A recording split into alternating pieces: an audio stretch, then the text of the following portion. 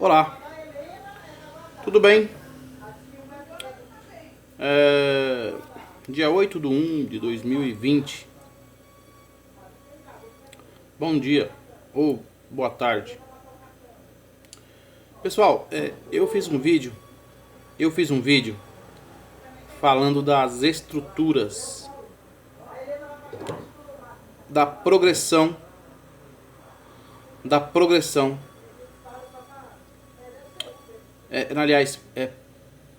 probabilidade, proporção de probabilidades. Aí entrou riqueza individual, entrou emprego e tal. Então esse vídeo aqui vai complementar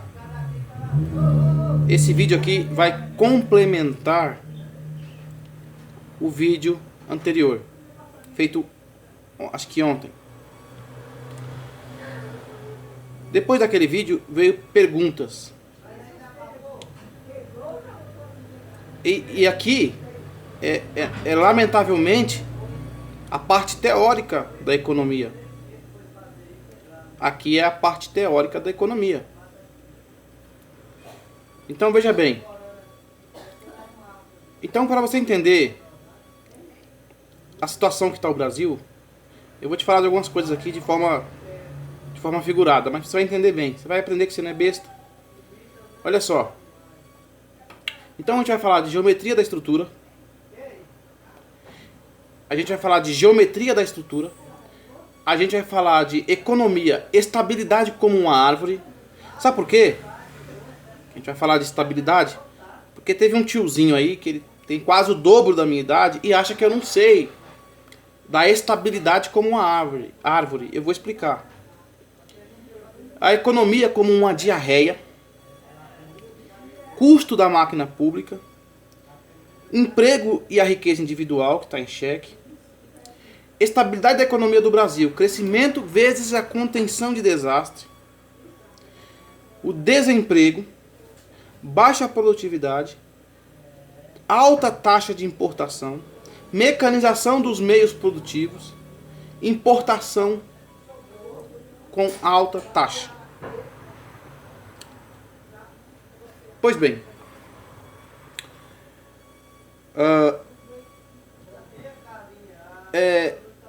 você viu lá as proporções probabilísticas no vídeo anterior. Você entendeu o que é liberalismo, o que é o neoliberalismo, que é um reforço do liberalismo. E você entendeu também no vídeo anterior sobre a proporção probabilística geométrica em economia. É simples. Triângulo, área do PIB, riqueza individual,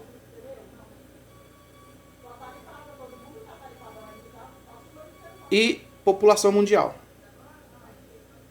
Área, certo? Vamos voltar aqui rapidinho, só pra gente ver e conferir.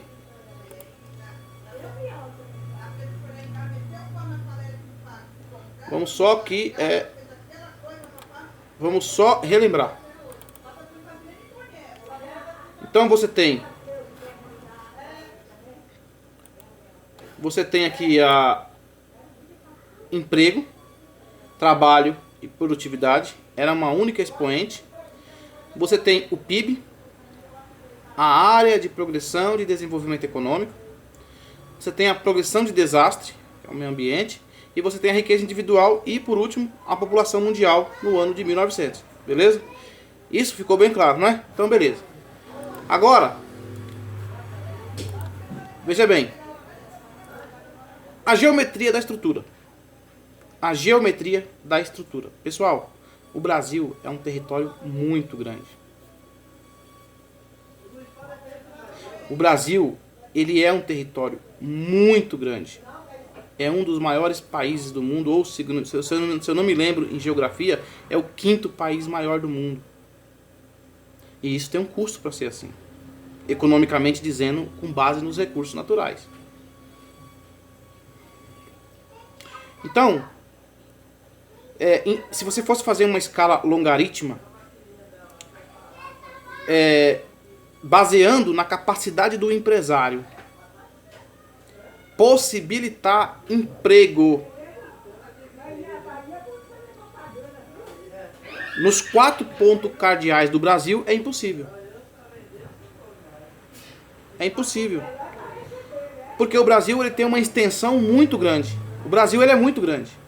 Não dá pra gente ter as mesmas qualificadoras de emprego nos quatro estados do Brasil. Então, aí tem uma teoria, que eu não vou falar sobre isso, não é necessário, que um arquiteto resolveu fazer próximo dos anos 1960 para ajudar um pouco a conter um problema que cedo ou tarde viria para o Brasil, que é as 3 cidades aqui da região: Carapicuíba, Barueri, Jandira e Itapevi, e um pouco de Osasco também. Não a parte de Osasco elíptica, né? Ou seja, elíptica, né? A parte periférica de Osasco, junto com Carapicuíba e região. É uma teoria isso aí, eu sei disso aí. Não precisa você ficar com medo, porque eu sei disso aí. Eu tenho conhecimento quase igual do Papa. Eu fui treinado para isso. Para justamente estar aqui falando isso. Certo? Não precisa ter medo, eu sei dessa teoria. Não é necessário falar dela, mas eu sei da teoria. Que é para facilitar a parte geométrica da estrutura econômica do Brasil. Eu sei disso. Beleza? Tá ok sobre isso? Então beleza.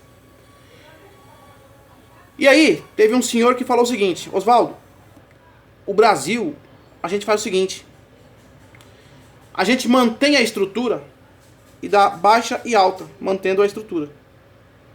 É como uma árvore.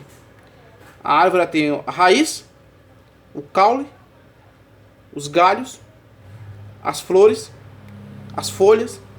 As folhas ficam velhas e voltam a ficar novas. Isso aí é o cálculo infinitesimal. É o cálculo infinitesimal. As folhas secam, caem, nascem folhas novas. Beleza? Eu sei disso também. Não se preocupe com isso, que eu sei disso também. Beleza? Já pensei nisso.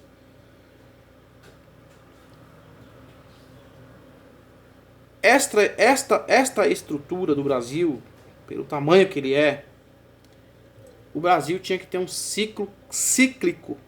Tinha que ter um ciclo cíclico de emprego estável. Em resumo, o Brasil tinha que ser uma das maiores potências do planeta dentro da teoria capitalista, para ele manter essa estabilidade geométrica da estrutura, que o tamanho que o Brasil é. O tamanho que o Brasil tem, ele teria por obrigação ser uma entre as potências mundiais de economia, entre Estados Unidos e China, por exemplo. O Brasil tinha obrigação de ser como os Estados Unidos ou China, pelo tamanho da estrutura que ele é. Tá entendendo? Você tá entendendo aonde eu quero chegar? Presta atenção. O Brasil, pelo tamanho que ele tem de territorialidade, ele teria que ser um concorrente das maiores estruturas econômicas do planeta, Estados Unidos e China. E não é. E não é há muito tempo. Então, e por ser um Brasil, um país grande, o Brasil ele também tem um custo da máquina pública caro, o que obriga ele a ter uma certa estabilidade de empregabilidade. Sem choro e sem trégua, tem que ter. Para você manter o Estado, é necessário, é obrigatório o Brasil ter, sim, emprego independente de qualquer coisa. O Brasil tinha que ter emprego, é obrigação para a máquina funcionar, máquina econômica. Mas eu não vou falar isso agora porque você sabe da crise econômica global. Então não vou nem falar isso. Mas é bom para você saber que eu sei disso. Veja bem, a riqueza individual do trabalhador versus a população do Brasil é alta. Ou seja, a riqueza que o Brasil tem em quantidade, aliás, a capacidade que o Brasil tem em manter os seus empregados e desses empregados eles pagarem os requisitos do Estado para manter o Estado, fracassou. Literalmente fracassou com a crise global. Então, sem contar que o arquiteto não, eu falei no vídeo anterior que o arquiteto não achou um equilíbrio, ele não achou um equilíbrio entre a capacidade em pagar um trabalhador e ao mesmo tempo conter esse trabalhador de investir no meio ambiente na destruição ou na progressão de desastre que ele previu dentro da teoria econômica aplicada no Brasil desde a era Getúlio Vargas.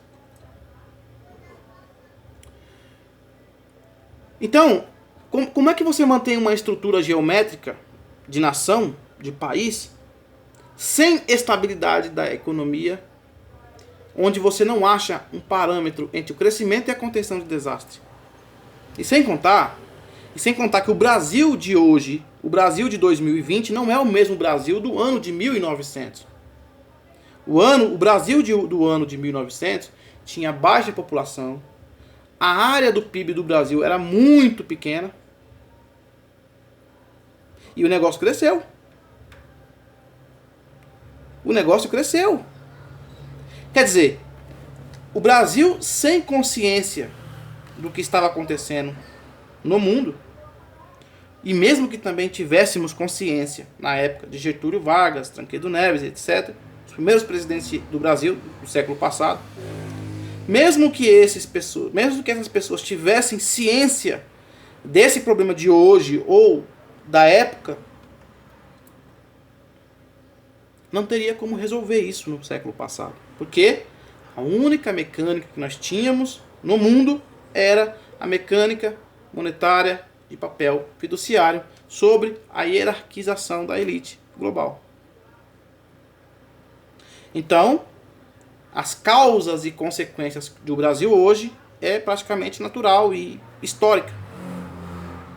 As causas que levaram o Brasil a estar nos dias de hoje do jeito que está é natural e histórica.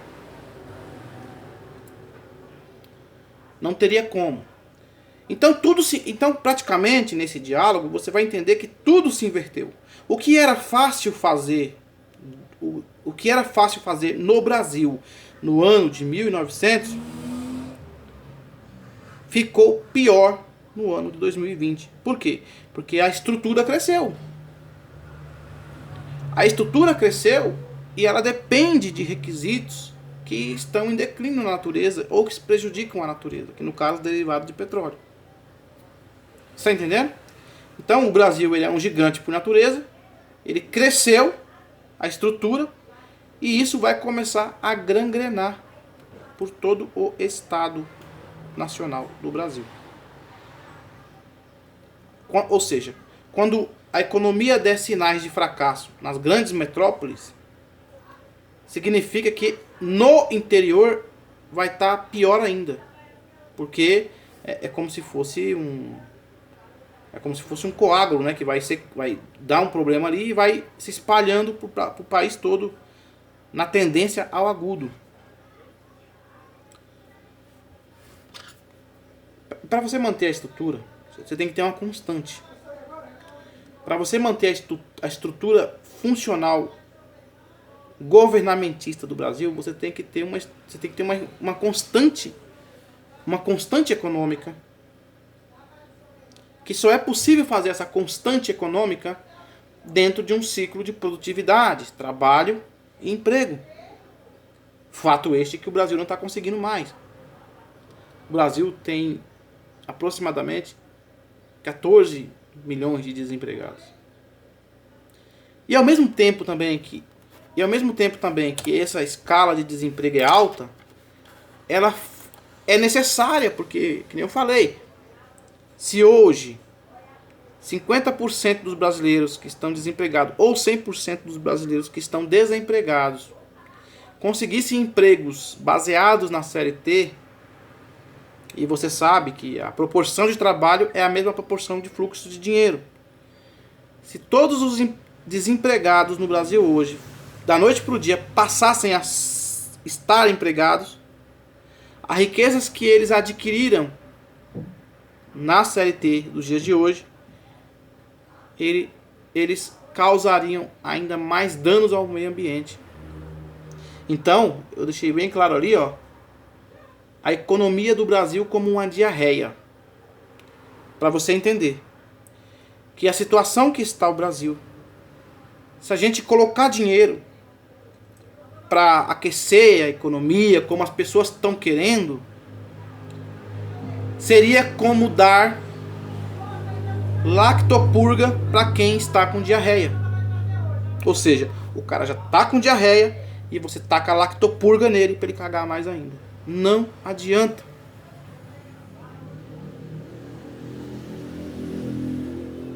Você está entendendo o que eu estou falando? É isso. O Brasil, na minha opinião, tem uma taxa alta de importação. O Brasil, por uma razão histórica, que ele não se desenvolveu de forma mecanicista, e ele depende de muita mecanização que vem de fora, da Alemanha, da China, do Japão, da Rússia, dos Estados Unidos, tudo máquinas industriais de patentes estrangeiras. O Brasil, praticamente ele não produz nada. Se no Brasil um empresário tem uma empresa que se diz brasileira, mas as máquinas são alemãs, são chinesas, são japonesas, são norte-americanas, o Brasil de fato não tem nada. Ele depende de uma mecânica de fora para funcionar a economia interna. E o pessoal que tem essas mecânicas cobra caro. Exige muito do Brasil, exige terras, exige safras de cana, safras de café, safras de arroz. Você está entendendo? Essa parte aí essa parte aí vai ser explicada pelos os nossos executivos dos setores de relações internacionais. Quanto custa uma máquina alemã estar no Brasil, para produzir no Brasil em função da Alemanha? Quanto custa uma máquina americana no Brasil, para produzir no Brasil em função dos Estados Unidos? Porque o Brasil não sabe fazer a máquina. Eu fui na empresa em Sorocaba, próximo de Sorocaba, máquina de fazer cartão de chip pré-pago. Lá tinha uma máquina francesa, uma máquina alemã e uma americana. As máquinas são 100% internacional. As máquinas são 100% internacional. As máquinas não são do Brasil. E o cara, quando falou pra mim isso aí, ele tipo que diz assim, né? Ô meu amigo, você quer fazer isso no Brasil, mas você já falou com o Conselho Econômico da Alemanha? Porque essa máquina é feita na Alemanha. Porque eu queria colocar os RICs no Brasil. Eu queria colocar os RICs no Brasil. E ele falou pra mim assim, ó, pra você colocar os RIC no Brasil, tirar o cartão de crédito, débito, instalar o RIC no Brasil, você vai ter que ir na Alemanha, conversar com os alemães, porque a máquina que faz esse cartão é alemã. A programação, acho que é asiática, não sei direito. E tinha a máquina francesa e tinha a máquina americana. Você entendeu o que está acontecendo? Pois bem, então, o Brasil, cara, na verdade, o Brasil ele foi pisoteado nessas últimas décadas aí, nas últimas 7 décadas da Segunda Guerra para cá. O Brasil ele não acompanhou o desenvolvimento do mundo, ele não participou de forma competitiva, autocriativa, as tecnologias que se desenvolveu no mundo. E é por isso que nós estamos tentando, com a graça de Deus, estudar, dialogar com os líderes internacionais para fazer o Brasil a participar do mundo, porque historicamente o Brasil não faz parte do planeta. O Brasil é um país que era terra indígena, largado pela coroa de Portugal, um país que até o começo do século XVIII, até o XIX, era uma democracia escravocrata, que se estendeu desde o ano de 1900 até os dias de hoje. Democracia escravocrata. Sabe a diferença de uma democracia escravocrata e uma democracia institucionalizada com bases racionais? A democracia escravocrata é um povo governado simplesmente por acaso, sem conhecimento. É a herança que o Brasil tem, ser governado por um regime democrático escravocrata. Esse é o histórico real do Brasil. O Brasil não tem uma democracia como os Estados Unidos. Não tem mesmo. Nos Estados Unidos, a democracia norte-americana é uma democracia, onde o povo tem razão sobre o que fala. E dar palpite é onde deve. Aqui no Brasil nós não somos assim. A maioria das pessoas vive de uma democracia intransparente. Intransparente. Então, aí você pega aqui, o Brasil, ó, não é produtivo. Não faz nada a partir do zero. Depende de várias máquinas importadas do mundo todo. Muitas das empresas e multinacionais que o Brasil tem monopólio, e o capital desses investimentos, assim, mais de 50, na minha opinião, mais de 50% vai para fora. O gigante como ele é, a geometria da estrutura está praticamente abalada. O que eu quero dizer com aqui para as pessoas mais leigas entender? O que eu quero dizer com geometria da estrutura abalada? O que eu quero dizer, cara, é que se em São Paulo você consegue ganhar R$100 no dia, no Nordeste o cara não está ganhando nem 10, por causa da dimensão da estrutura. Ou seja, o foco de um problema econômico em um certo ponto do país tem grandes desvantagens ao longo do território nacional. Por quê? Porque o Brasil é grande. Pessoal, olha só, resumindo, eu vou encerrar esse último vídeo aqui, não vou fazer mais vídeo não, porque não precisa mais. E eu vou falar uma coisa pra você, é catastrófico. Beleza? É catastrófico. É catastrófico, tem hora que eu tenho vontade de morar numa ilha, esquecer disso aqui. Porque ao mesmo tempo que você precisa de pessoas para resolver esse problema, as mesmas pessoas são inúteis ou incapazes de pensar no melhor para o Brasil. Muitas pessoas são incapazes. Outra coisa, é catastrófico mesmo, não estou brincando, é catastrófico. Quando você começa a estudar o assunto, não tem outro jeito. Você tem que reconstruir um Brasil a partir do que existe e com baixa riqueza. Nós só vamos conseguir consertar o Brasil, reconstruindo o Brasil, dentro de um pensamento comunista ou socialista.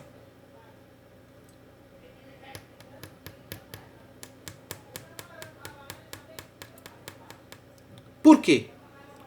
Porque dentro do capitalismo, onde a guerra do dinheiro funciona, esse negócio, cara, olha... Ou então a gente vai ter que começar a reconstruir o Brasil de fora para dentro, até chegar no caos. Você começa a conceitar ele da grandeza que ele é de fora para dentro, até chegar no caos. Na hora que chegar no caos, você sufoca todo mundo, ou mata todo mundo que não se atualizou, que não se estudou, que não se informou. Ou então você vai separando de um a um. Olha, estabelece, você passa, você não vai, porque... Meu amigo, é uma situação que praticamente, olha, sinceramente... Quem assistiu o filme O Planeta dos Macacos? É uma tendência. É uma tendência do Planeta dos Macacos. Então, aí, para aquelas pessoas que, como eu recebi essa semana, o cara falou pra mim assim: ô sujeito, ei, eu pago imposto. Ah, você paga imposto destruindo a vida de pessoas que tentam ganhar a vida honestamente e destruindo o meio ambiente. Você paga imposto para manter deputado, para manter vereador, para manter prefeito, destruindo a Amazônia. Para mim isso aí não é viável. Então, você, para mim, se você paga imposto no meu país, destruindo a Amazônia, saqueando a riqueza daqueles que trabalharam a vida toda, suado, você, para mim, é um charlatão. Você é um bandido. Entendeu? Mas então, acho que esse vídeo você vai entender. Eu sei da estrutura, beleza? Eu sei da estrutura como a estabilidade de uma árvore. Tudo se mantém, só troca as caras e coroas. Eu sei disso aí, não se preocupe que eu sei disso aí. O que você tem que botar na sua cabeça é geometria da estrutura. A geometria da estrutura econômica do Brasil. Quando você entender isso aí, você vai parar de falar besteira.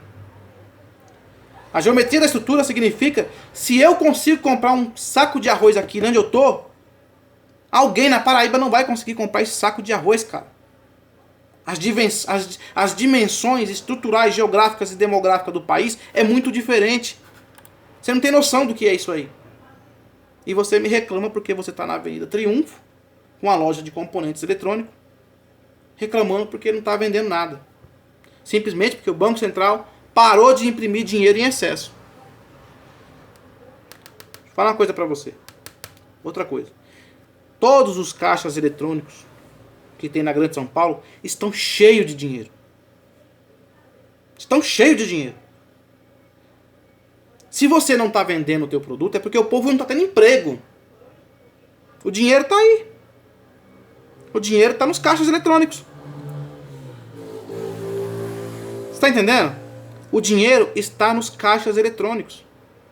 Está cheio de dinheiro. Cada caixa desse é abastecido com quase 600 mil reais. Cada caixa eletrônico é abastecido com quase 600 mil reais. Se você não está vendendo o seu produto, não vem culpar a mim.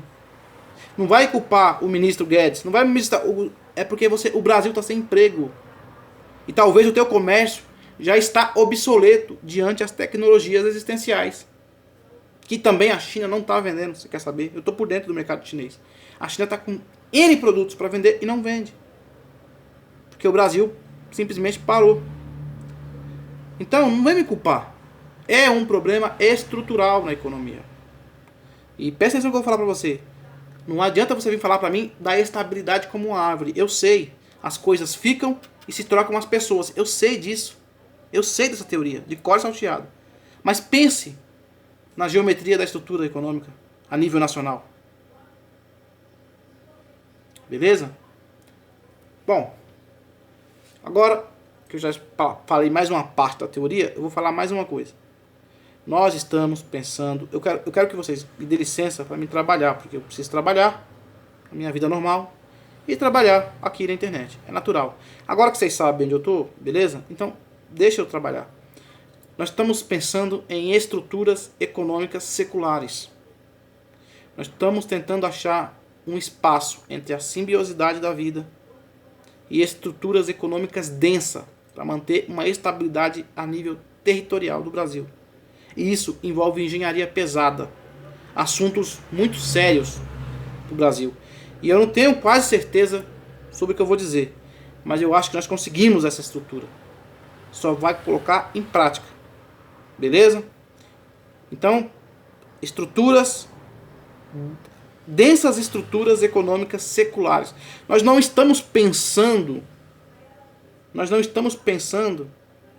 numa economia para o Brasil para 20 anos, não. Nós não estamos pensando numa economia do Brasil para 30 anos, não. Nós estamos pensando numa estrutura econômica do Brasil, além de ser geopolítica, geoeconômica, ela vai atingir séculos de estabilidade econômica. Então, eu queria pedir que vocês parem de encher o saco. Beleza? Você me desculpa.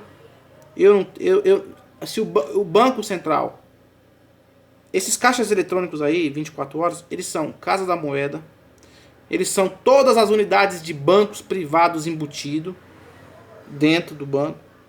Então, não venha me dizer que o Brasil não está tendo dinheiro, que os lojistas não estão vendendo, porque simplesmente tem alguém bloqueando. Não é isso. Tá tudo aí, o dinheiro está na rua. Muitas pessoas têm o cartão de crédito e débito. As máquinas digitais estão instaladas no comércio. O Brasil está parado porque o povo está sem emprego. Os governantes do Brasil hoje estão colocando o Brasil no lugar que ele devia nunca ter saído, que é acabar com o dinheiro que é colocado em vão na sociedade sem necessidade. E isso vai afetar mesmo. Vai afetar a classe média, vai afetar os pobres, vai afetar os ricos. É natural. Porque o que está acontecendo com o Brasil é um fato de eficiência econômica. Não é culpa minha, não é culpa do presidente e não é culpa dos economistas. É o mecanismo que se modernizou no país. Entendeu? Um abraço e até mais.